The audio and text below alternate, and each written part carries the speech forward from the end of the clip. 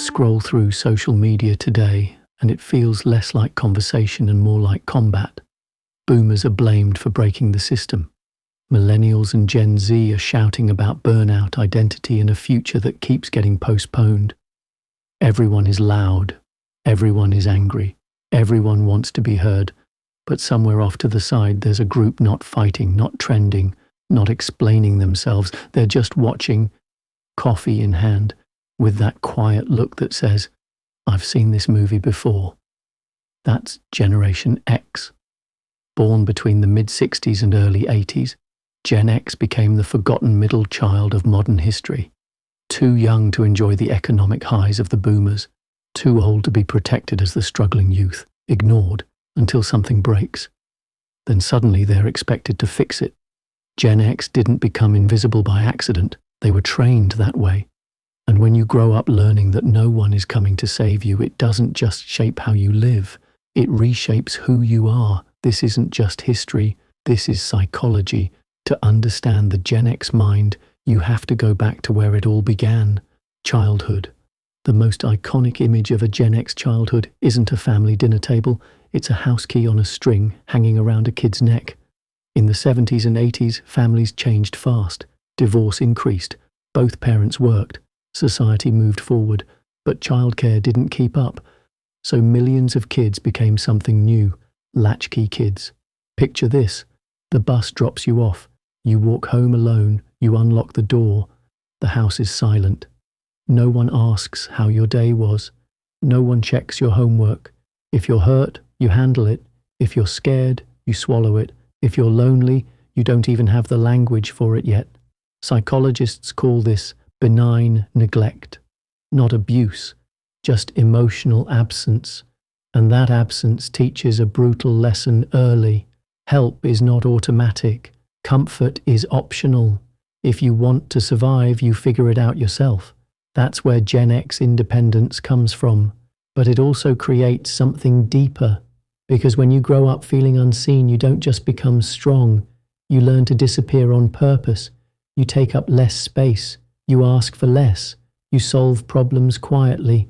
And over time, that coping strategy becomes your identity. The latchkey kid didn't stop needing love. They just stopped expecting it. That's why Gen X adults can survive almost anything, but struggle to ask for help. They can carry pain, but don't know how to be held in it. People often mistake Gen X for being emotionally cold. They're not cold, they're compressed. They grew up in a culture where feelings were inconvenient. Sad? Toughen up. Anxious? Deal with it. Crying? Stop being dramatic.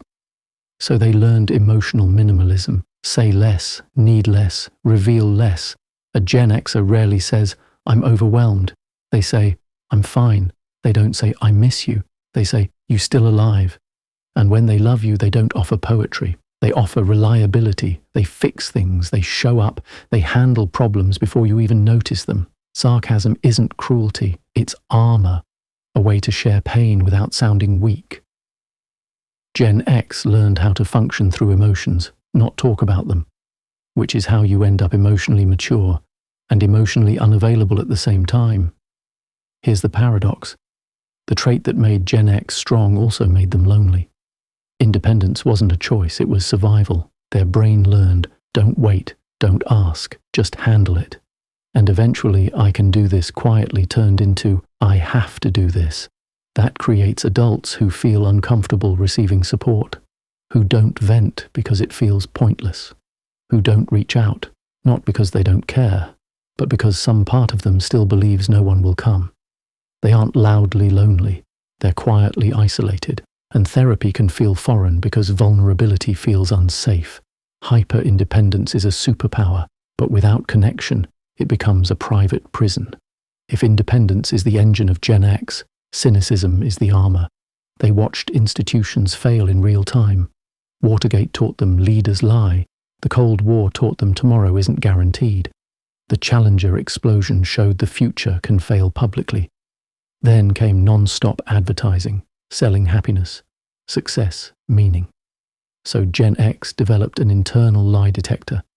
That famous whatever attitude doesn't mean apathy.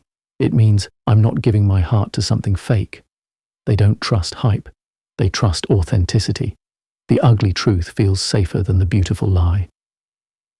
Cognitively, Gen X has a rare advantage. They grew up analog and adapted to digital.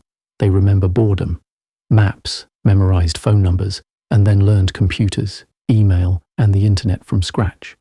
They're psychologically bilingual, which makes them the translators at work, the glue between generations. But it also means constant switching. Old systems, new systems, parents who need tech help, younger co-workers who don't know life without apps. Two worlds, one nervous system, quiet exhaustion. Today, Gen X is in their 40s and 50s and trapped in the sandwich generation. Aging parents on one side, children struggling in a brutal economy on the other, and work that still expects full performance.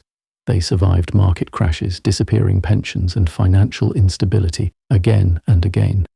This creates a dangerous kind of burnout, high-functioning depression. They don't collapse loudly. They just keep going, helping everyone, asking nothing, until their body forces them to stop. And here's the tragedy. The kids who asked for nothing became the adults everyone asks everything from. Now something is shifting. Gen X isn't breaking. They're pivoting, leaving hollow careers, choosing meaning over status, simplifying life, not impulsively, honestly. They're finally learning this truth. Independence doesn't mean isolation. Strength doesn't require silence. You're allowed to need help. You're allowed to be tired. You're allowed to choose yourself. If you're Gen X, comment which part hit the hardest. And if you want more psychology breakdowns like this, subscribe, because we're just getting started.